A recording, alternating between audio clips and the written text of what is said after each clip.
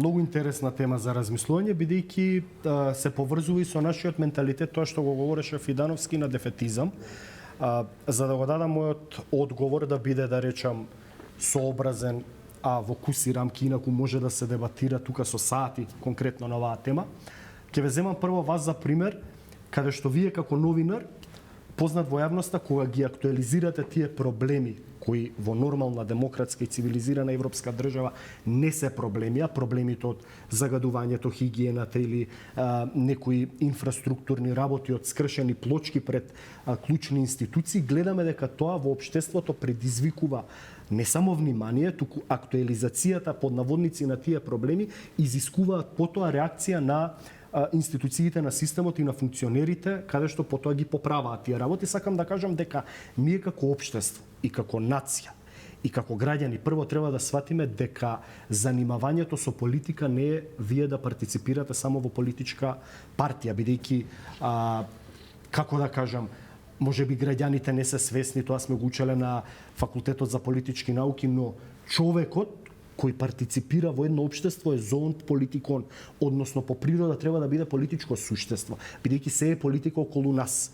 Да поправите една клупа е политика. И сакам да кажам, преку учество не во политички партии, но во граѓански иницијативи, во протести, во притискање и давање на гласност и јавност на решавање на вашите проблеми и адресирање кон институциите на системот, мислам дека може да се подобрат работите во ова општество. Нормално дека не може да се направи некоја системска револуција, ние утре да станеме Норвешка или Сингапур, апсолутно не сум наивен да верувам во тоа, но еве ќе ги земам примерите, актуализирано е, не знам, проблемот на граѓаните на улицата Питугули во општина Центар, каде што се актуализира тој проблем и тие граѓани апсолутно се организираат на еден микро план на микрониво да го адресираат својот проблем. Сега читав исто така дека граѓани во Подкожув планина кај Гевгелија протестираат буквално влюбеници во природата, каде што не сакаат да дозволат, не знам, да се изгради некоја мала хидроцентрала, односно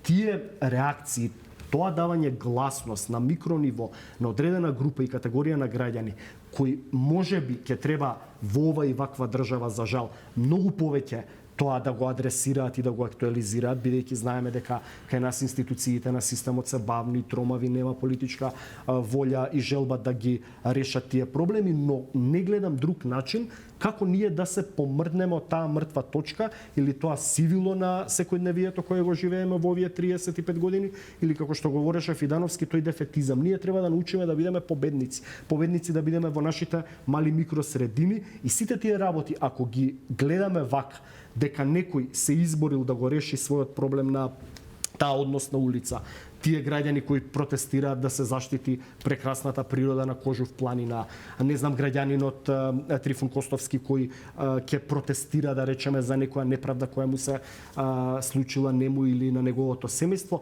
ако размислуваме во таа насока дека треба да се бориме за да ги подобриме општествените состојби, но сите тоа да го правиме, верувам дека низ фаза на еволуција можеме ние да направиме, ако ништо друго, барем од Македонија попристојно и подостојно место за живење, да не бидеме толку дефетисти, да не мислиме дека се во државата е црно и дека треба сите масовно да се... Бидејќи тоа што го зборуваше Фидановски за Горан Стефановски, тоа е генерално многу точно, бидејќи многу е полесно улогата да си жртва, секогаш некој друг да ни биде виновен, секогаш да го можеме да го переме прстот во било кој како виновник за нашата ситуација, на не во наши самите. Колку е тоа последица некој што нарекуваат психологија на робови. Да. Тоа дека некој навикнати сме со генерации, некој друг да одлучува за нас, да у Цариград да се одлучува, Белград да се одлучи, а не самите да се застанеме позади себе. Тој концепт не сакам да звучи навредливо, не сакам, меѓутоа сакам искрено да разговараме за овие работи. Може само извини да се докажа. Не е навредливо, јас и во мои јавни настапи, колумни сум го третирал, бидејќи е суштинско прашање, ние имаме улогата на жртва како нација, како општество. Точно, ако одиме наназад низ децениите па и вековите, сме биле, да речеме, во еден историски процес онеправдани, гледаме што ни се случува од нашите соседи во однос на нашиот евроинтегративен пат, но цело време вие ако постојано се ставате во улога на жртва, вие создавате и таков менталитет, постојано некој друг да ви е виновен за вашите проблеми, односно да не ја превземете одговорноста. Јас сум велел и сум пишувал, одлика на едно демократско и здраво, зрело општество е вие да ја поимате и одговорноста. Да, навистина и Грција и Бугарија биле држави Не беше значи одговорноста за мојот двор пред зграда. Од тука почнуваме. Тоа е веќе сакам да кажам, Грција и Бугарија можеме да ги коментираме до задутре во однос на идентитетско-историските или проблемот со името, но за одговорноста, за ужасно загадените реки, езера, планини во Македонија, за тоа Вардар на што личи, за ѓубрето, за амбиенталниот воздух. Ја поганивме Македонија, ја директно ќе бидам по секој основ. Да, ја уништивме и ја поганивме, како што велите и вие, корупцијата, организираниот криминал. Тоа апсолутно ние треба да се понесеме одговорност. И ние велиме, ако ги почнеме преговорите со Европската унија, дали Бугарија ќе ни постави услови. Ако го тргнеме тоа на страна, да го поставиме прашањето, бидејќи има кластер за управување со води и животна средина. Дали ние мислиме како општество и ние велиме и се фалиме дека Македонија е подготвена да влезе во Европската унија, еве господинот до мене живее во членка едно од најразвиените, најбогатите, најуредените земји членки на Европската унија, дали ние мислиме дека со вако Вардар и со останатите вакви реки од изворот до устието, тоа мислам не сакам да навредам некоја земја, ама тоа личи на река во државата Бангладеш, со тој отпад и колку е загадена. Значи, ние ќе добиеме вето по 1 милион основи. Сакам да кажам, ние после 35 години ќе завршам. Треба да се вразумиме, да станеме зрело општество и како зрело општество и како поединци, како граѓани, а како и целина како општество, да си ја прифатиме одговорности, да си ја средиме државата заради нас, а не заради некои кластери од Европската унија. Ајде.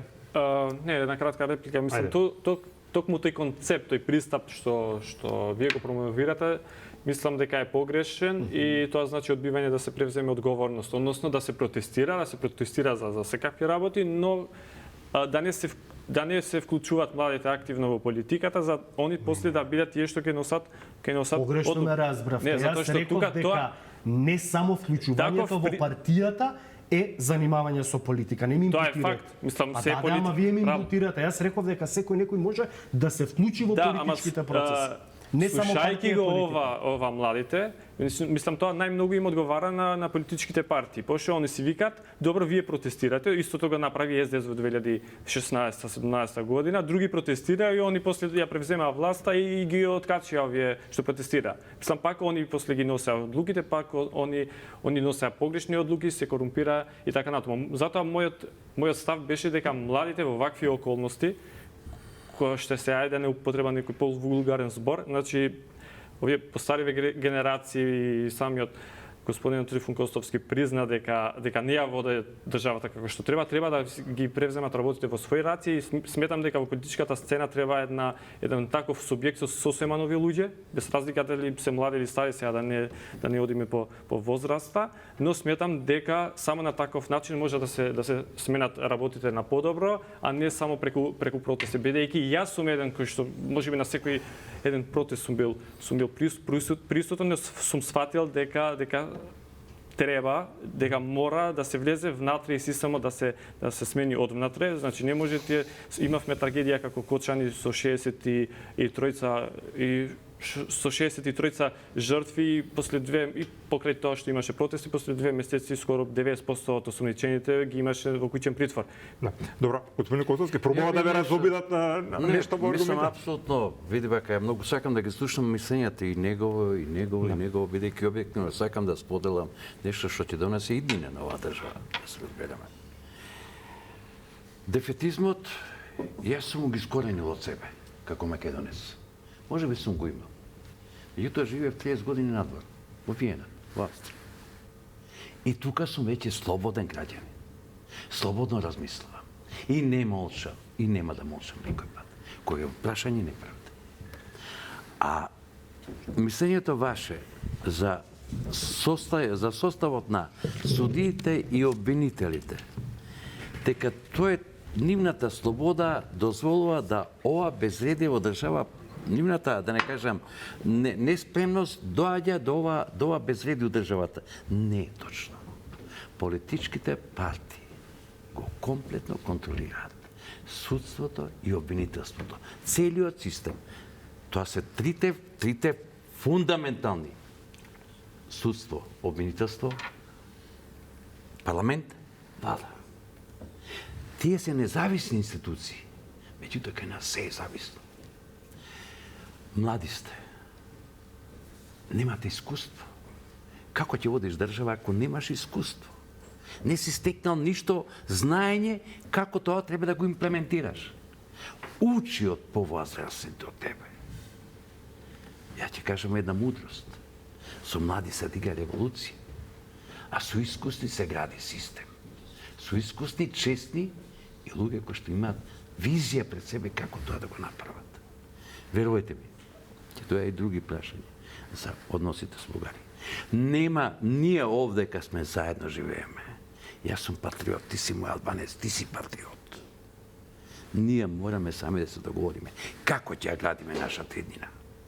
Ако ја неам поддршката од тебе, во случајот и со Бугарија и со Грција, ја сами од себе си пишам смртна казна. Затоа мудроста треба да победи, а мудроста доаѓаат, простати ми, и со годините. Толку од мене. Добро. Ако смеем кратко да доникаде се согласувам, затоа и реков дека ни треба еволуција, а не револуција, секако дека мораме да се подпреме на знаењето и на искуството што веќе е тука и впрочем Македонија го имала и обратниот проблем на почетокот од транзицијата. Премногу млади политичари станувале ги добивале најодговорните функции во државата, помлади отколку било каде во Европа, помлади од 30 години, помлади од мене и од Умир и сега. И веројатно за Бранко Црвенковски претпоставам. Нема да спомнувам имиња. Не, ја те споменам, не е страшно. Ама и денеска истото, Александар, и денеска истото. На искуство били полесно контролирани од големиот капитал и така натаму и така натаму. Видете, ние имавме една студија заедно со исто една извонредна млада жена од Македонија, ние имавме една студија пред некоја година малку и за медиумите. Само вистина тука дефинитивно еден позитивен исклучок, меѓутоа генерално во медиумите, во политичките програми гледаме дека и натаму се канат пред се повозрасни луѓе. И тоа понекогаш е неопходно, бидејќи тие се оние кои имаат повеќе искуство, понекогаш оди контра квалитет. Ние докажавме бидејќи медиумите кои ќе им го споменеме, ова многу често велат, ама знаете, на функции се повозрасни луѓе, ние мораме нив да ги викаме, бидејќи од нив зависи се. Меѓутоа ние направивме на подалба во студијата, посебно анализиравме политиколози, кога се канат аналитичари како ние што сме вечерва, и видовме дека тогаш разликата во возраст е уште поголема јазот. Значи кога можат да бираат новинарите, тогаш уште повеќе бидејќи веројатно полесно им по инерција си ги вртат цело време истите телефонски пројави, може да се најде лесно онлайн таа студија. Поентата ми е дека на запад кога се зборува за овие прашања на возрастна дискриминација и така натаму, таму не те прашуваат на колкава возраст си, нели, age, те прашуваат за career stage, те прашуваат во која фаза си од кариерата и со што можеш да предонесеш кон своето општество, кон својата околина. И на крајот на крајштата 30 години ние статистички ако гледаме, значи Евростат, тоа се јасни параметри, не е субјективно прашање, 30 години веќе не сме млади. Значи ние веќе не треба да бидеме членови на невладини организации и така натаму. Тоа треба да се остави на генерациите по нас, а ние треба да го понесеме главниот општествен. И во Австрија имавте пример со Себастијан Курц, ако не се лажам, на 27 години беше министер за надворешни работи. Да, баш ги ловиме овие негативни примери, ама да. Така. Ако имате нешто да дадете повред? Немам ништо да додам, апсолутно. Добро, сакам да зборуваме. Тоа се убави размисли кои што мене ми годат. Сакам да ги слушам нивните размислувања. Јас сум бил во вашите години. Јас сум сметал дека светот е пред мене, ја треба да дојдам. Верувате ми, искуството што ќе го имате зад себе, ќе биде наголемо богатство. Само продолжете да бидете по патот, да бидете честен, посветен на тоа што сакате да го работите и да го живеете. Така и веројатно го немаме толкова бремена и сфрустрираност, нели, кое што инаку не којчи овде. Така е. Извинете, Беденовски. Да, нема проблем. Види, еве, ти си во Австрија сега. Јас сиот свој капитал го стекнав во Европа. Не сум од Македонија. Од Македонија едино што зедов. Го зедов мојот живот и моето искуство како човек. Сиот до денар капитал ми е стекнат во Австрија. Односно преку Австрија, Полска, бившите советски држави, Швајцарија, Јужна Афричка унија, Бразил, сегдека. Сакам да кажам. И апсолутно се согласувам дека ништо не ја должиме нужно на Македонија, но ја едно големо но барем од должам. Тоа е мојот корен. Па тоа ќе кажа ви сега, само малку поинаку се се изразуваме. Тоа е мојот корен. Вие сте моите корени, деца. Ти како албанец, ти како македонец. Вие сте моите луѓе овдека. Исто ќе го кажав само поинаку. Поентата ми е дека Нема срцето секогаш поинаку заигрува кога се зборува за нашата држава, за контекстот во кој си Така пораснат. е. Не мора тоа да го носиме на територија на патриотизам, туку едноставно ако е тоа околината која што најдобро ја познаваш, јас и како истражувач најмногу си имам искалено токму на домашни студии на случај. Ти најдобри анализи можеш да направиш за територијата која што најдобро ја познаваш. И кога сум бил студент, често ме прашувале како во град, јас во Лондон имам завршено додипломски студии. Браво. Сега град од 10 милиони ме прашувале Можете слободно како- да кажете, немој да бидете толку скромен каде го имате завршено во Лондон образованието. Докторатот беше на Оксфорд, меѓутоа додипломските студии беа на Универзитетски колеж Лондон, тоа исто беше супер искуство, меѓутоа, нели, град од 10 милиони многу лесно може да те проголта. Да. И бидејќи јас и тогаш нормално сега јас го имам малку и тоа е повеќе лимитација, дека 12 години не живеам веќе овде, некои состојби не ги знам најдобро и затоа вака со некоја ограда многу често пристапувам кога разговараме, но поентата ми беше јас и во студиите и сега во професионалната работа на Истражувачкиот институт кај што сум, Македонија секогаш е еден од моите главни примери, главни студии на случај. И само Добро. сакав да додадам дека нели понекогаш ме прашувале луѓе како во град од 10 милиони, како не те мрзи да пишуваш за ВМРО да се за овие прашања, но срцето поинаку заигрува кога е Добро. својата држава. Дали ви во заигра, ќе ги искористам вашата метафора, да кажам, ви заигрува срцето кога новата бугарска министерка за надворешни работи, нова влада, нели нова енергија, сакаме да имаме подобри односи, во првата јавна изјава за која што ќе се однесува на Македонија ќе не нарече северно македонци. Тогаш се чувствувате гнев, гледате тоа како лапсус или како порака на непочит едноставно? Да, мислам, дефинитивно изјавата беше неумесна, тоа не е спорно и мило ми е што влегуваме по-конкретно нели во прашањето кое што мислам дека е одбележено делови и кое што е реално проблемот кој што во некој момент ќе мораме да го решиме. Мислам дека патриотизмот малку го дефинираме поинаку тука, не само јас и вие, тука гледам можеби мал јас со како можеби ние надвор перцепираме и како се перцепира дома.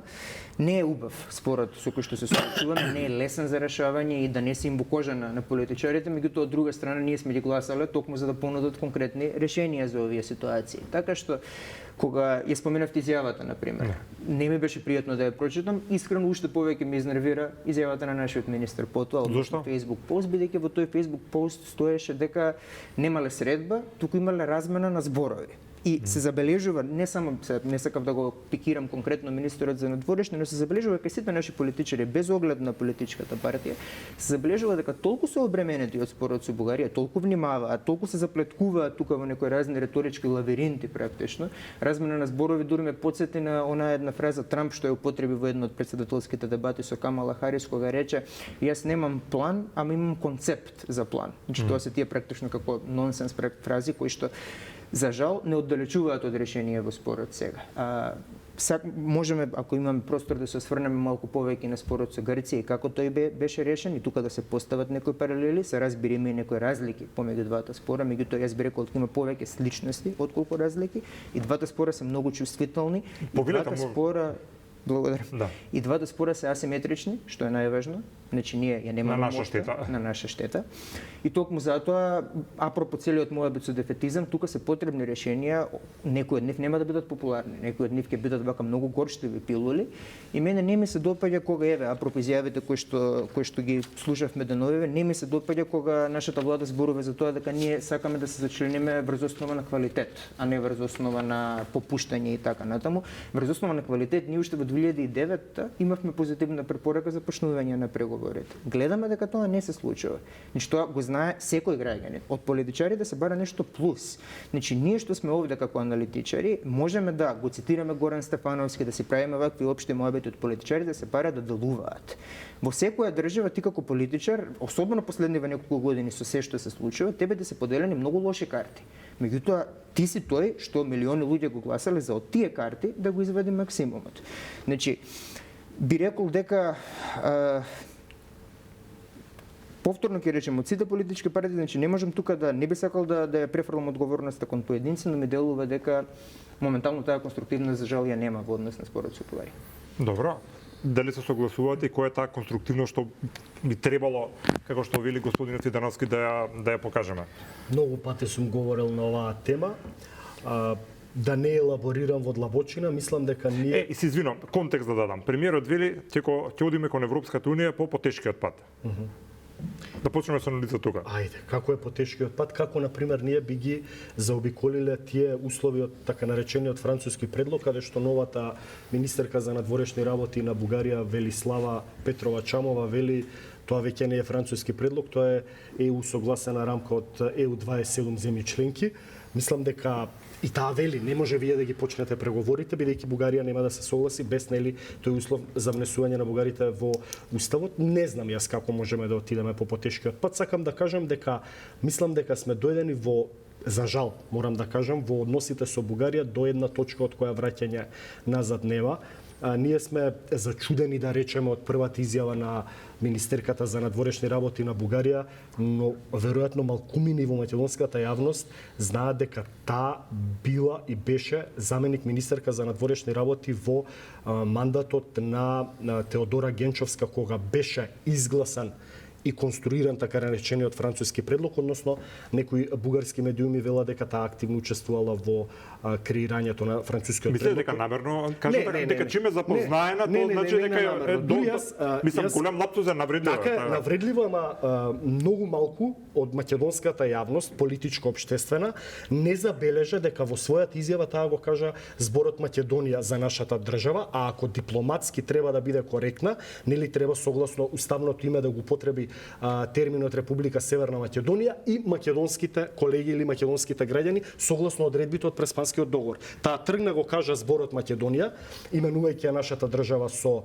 поранешното уставно име, дури и не ни било уставно име, бидејќи Република Македонија беше нашето уставно име, за да продолжи со северно-македонските колеги, од тоа излезе лапсус. Сакам да кажам, точно навредливо е, гледаме дека имаме упатена нота до бугарскиот амбасадор, но суштината на решавање на спорот оди во таа насока ние да, како да кажам, одиме кон изнаоѓање на решение, тоа што го велеше Фидановски. Со таквата риторика и од страна на официјална Софија, од страна на официјално Скопје, мислам дека ќе одиме на продлабочување на разликите и за жал ќе се доведеме во таа ситуација во која велевме ние чекаме од страна на Бугарија да има формирано на стабилна политичка влада за да може да разговараме, од друга страна ние тргнуваме веднаш на нож заради таа, да речам, лапсус, неумесна изјава на новата бугарска министерка за надворешни работи, односно гледам како требаше да реагираат нашиве за да не биде дочекано тоа на нож. Убаво реагираа нашите, ама сакам да кажам што фајде од тоа кога ние треба да го најдеме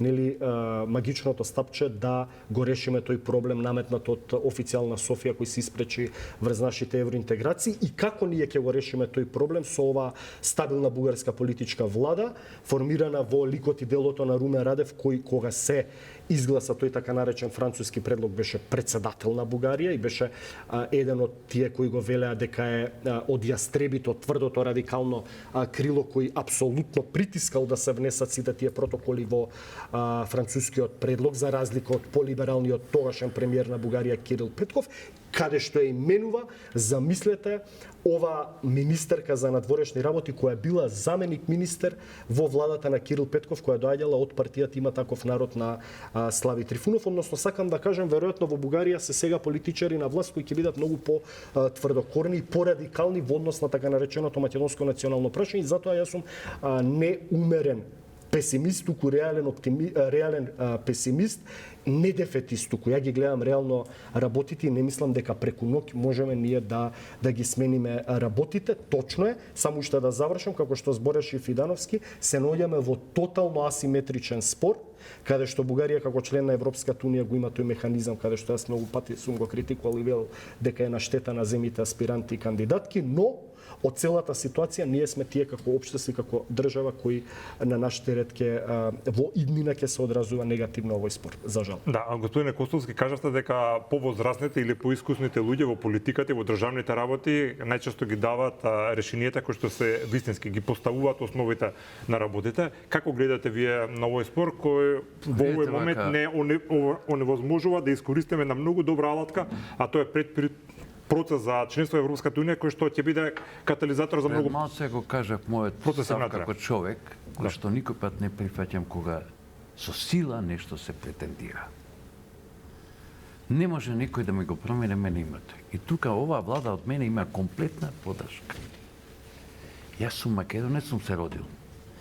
Не може и никој да не очекувате ниту вие дека за година-две Европска Унија ние ќе ја смекнеме и ќе почне да размислува колку Европска Унија нам ни треба и ние и требаме на Европска Унија.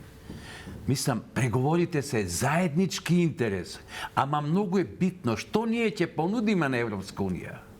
Ние се уште живееме, простете ми, живееш во Виена, тука е Благоче, тука е момчето.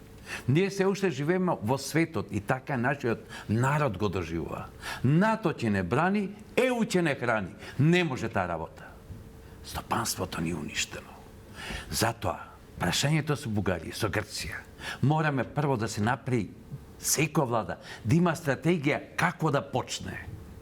Едно дрвце сам ќе го искршеш, 10 дрвца снопче не се крши. Најнапред ние мораме овде како Македонија од нашите сограѓани, од други етнички заедници, да добиеме 100% подршка за нашата национална посебност. Тоа е првата работа. Како силни поддржувачи, мислам, нема веднаш да клекнат, али тоа е прашање на време кој ќе клекне и Грција и Бугарија да прифати дека таа националност е реалност на Балканот. Александар, Балканот е денеска едно жариште кај што има 10 држави, трите најсилни религии се тука и буквално ако погледнеш 95% имаме заеднички нешта. Дали културолошки, дали музика, дали уметност, дали традиција, дали живот. А тие 5% не прават да бидеме бездна. Имаме Европа, има 3 големи полуострови. Пиренејскиот, Апенинскиот. Па една Шпанија која што денеска далеко повеќе се разликува тој народ од баските до каталонците, да не кажам андалузиците, отколку нашиве народи на Балканот. Меѓутоа најдоа систем како тоа да го направи да биде добро за сите. Значи, ни недостасува право визија, концепт и да се направи стратегија како да се стигне до тоа. Се уште не живееме во тоа дека се некој од страна ќе дојде да ни го реши проблемот. Сами мораме да го решиме. Достоинството самите мораме да го дигаме. Не сакам јако да коленичам. Ние цело време како сме изгубиле големи пари од ЕУ. Извини, тие пари од ЕУ што треба да стигнат у Македонија или било која балканска држава, се пари собрани од граѓаните на тие држави. Зошто да живеам од нешто од помош? Толку сум безумен, толку не можам да работам. Да го дигнеме достоинството. Европа бара партнер. Амандман што вика господинот Гајдов, во ред, значи, да прочитате во било која земја, веќе ја земе Хрватска или Словенија, ќе видите да речеме во Загреб или во Љубљана, секој втор објект што е објавен, има едно знакче пишува направено со кохезиските фондови на Европската унија. Значи практично на земји кои што имаат многу поголем животен стандард од нас, овие системи што велите на помош од даночните обврзници на земјите членки на Европската унија функционира едноставно. И на нас судството попремата ни од Европска унија, акми системот и така натаму, ама судиите ни се македонци. Ја прашате ми, вие сте сепак помлади од мене. Се не значи дека сакам достоинство. Не сакам помош. Не значи дека магично ќе се сменат работите. Не, се слагам дека магично нема, ал мора постепено си да се концепт. Не сакам помош, сакам партнерство. Сакам Македонија да биде партнер во ЕУ, а не да биде последна дистанца за помош и испомош. Тоа се плашам. Ако порастеме тука, прво мораме дома да си го средиме домот. Дома ние да бидеме сите заедница, кои што пред светските заедници ќе кажеме ние сме заедно, идеме напред и да го дигнеме стопанството. Господине, бидејќи нема уште многу време ќе им дадам. Да, само да ви кажам дека таа реалност која што вас ве навредува, а и што реално е навредлива, ја живееме и денеска. Вие денеска на Facebook ќе видите дека градоначалник на едно помало градче во Источна Македонија со целиот совет се слика поред донирана амбулантско возило старо 30 години, од тоа се прави PR кампања. Тоа е не знам колку да луѓе за колку е навредливо. Тука е бедата што имаме Сакам да кажам дека таа реалност за која што ќе се плашите дека секој момент ќе Ако имаме силни буџети и локално самоуправа и централна власт. Ние денеска и централната власт и локалната власт идат во задолжување, во креирање на долгови, се собираат пари за пари на обични дупчиња, не за развој на државата. Добро, тоа е болно. Уште неколку минути имаме, господин Фидаровски, претпоставам дека ќе имате некоја реплика на говорот на господин Потос. Значи, јас кажав и на почетокот, спорот дефинитивно не е лесен за решавање, но доколку ваквите спорови беше можно да се решаваат ваквите спорови со покажување коленичење или не знам како Сега, збор токму околу го тоа сакам да се Токму Токму околу тоа сакам да се надоврзам, да може овие спорови да се решат со покажување заби. Спорот со името со Грција ќе го решија Груевски и Мицотакис. Не заби. Немаше да го решат Достоинство. Заев и Ципрас. Не, немој. Ама господине Немој. Костовски, јас не ве прекинував додека зборувавте, рековте дека Ама не, сакате да ги не. чуете младите, сега не сакате да ги чуете младите. Сакам да ги слушам, меѓутоа запи не сум спомнал. Не реков дека вие сте спомнали, се одговарам на една поширока поента во однос на Не, тоа не е така, на погрешно разликата сте ја меѓу тумачили. конструктивноста и деструктивноста. Погрешно Треба да сте се ја најде протумачили. баланс, треба да се има позиција. Не е лесен спорот за решавање, но можам сам, значи не сум паметен да кажам како ќе се реши, но мислам дека имам прилично силен став околу тоа како не може да се реши, а тоа е со пристапот кој што го гледаме сега. Тоа е со изјавата која што видовме пред некој ден, не е прва. Направете контраст помеѓу тоа и спорот со Грција. Се сеќавате како почнуваше таа приказна околу решавањето и околу Преспанскиот договор, каде исто така беа направени грешки, некој, немам намера да го идеализирам тој процес, но во суштина тој процес беше граден на добра волја, на редовни разговори, а не бегање, леле сум се сретнал со министерката и сега се обидувам да се оправдам, да кажам дека не било тоа средба, дека било само разговор. Напротив, треба да се водат редовни разговори, треба да се има добра волја, посети, гестови. Тоа можеби на моменти ќе делува и нели излитано, патетично, меѓутоа така функционира дипломатија. Така се гради доверба. Инаку нема да можеме, бидејќи сега моменталната ситуација во Грција и со ова ќе завршам. Значи секако дека ниеден би рекол дека Преспанскиот договор е најблиску што може да биде до решавање на еден спор, но еден спор не е трајно затворен бидејќи сме на Балканот и никогаш не знаеш што може да се случи следно, како што беше споменато претходно. Но мислам дека тој договор е најблиску до нешто што може да биде решение во овој регион, бидејќи гледаме дека сега климата во државата е таква што на моменталните политичари во Грција не би им се не исплатило да керуваат политички поени за тој спор. Бидејќи на една пријателска основа, иако спорот беше асиметричен, иако и во Грција јавното мислење беше многу тврдо, сепак се дојде до некакво решение. Да, 30 секунди и завршувам понет. Јас на пример не би се сложил со господинот Трифун Костовски дека ние питачиме или коленичиме, бидејќи многу пати во вашето студио сум говорил дека преку предпристапните фондови најголемата трансформација и демократизација на сите земји од поранешниот Варшавски пакт и од југоисточна Европа, кои денеска се уредени земји членки на Европската унија, се добила преку тие пристапни фондови. Ги кажавте случаите на Словенија и на Хрватска, ќе го кажаме и на Бугарија, па метрото во Бугарија, каде што господинот Трифун кажа дека ние сме имале физибилити студија за трамвај во Македонија, не успеала. Бугарија успеа да направат едно од најмодерните метроа во Европа благодарение со тие предпристапни фондови. Апсолутно јас сум за тие, но да бидеме држава која нема да ги крадеме, како што ги крадеме од ИПАРТ фондовите и ќе испорачуваме резултати, и тоа ќе биде партнерство. Благодарам. Ние ако се направиме држава која ќе треба да ги испорачаме резултатите, тие ќе не даваат Уште пари. еднаш се потврди непишаното правило дека правилот кој ќе истече времето секогаш дискусијата станува најинтересна, меѓутоа секако дека ќе имаме ваква можност и благодарам што се прифатите господин Костовски да дојдете со една помладна екипа, ќе кажам. Многу ми е мило да сознам како размислуваат. Ви благодарам. Технологијата е многу битна. Ви благодарам многу. Ви благодарам на сите секако. Почитувани, ви благодарам и вам и останете со програмата на Канал 5.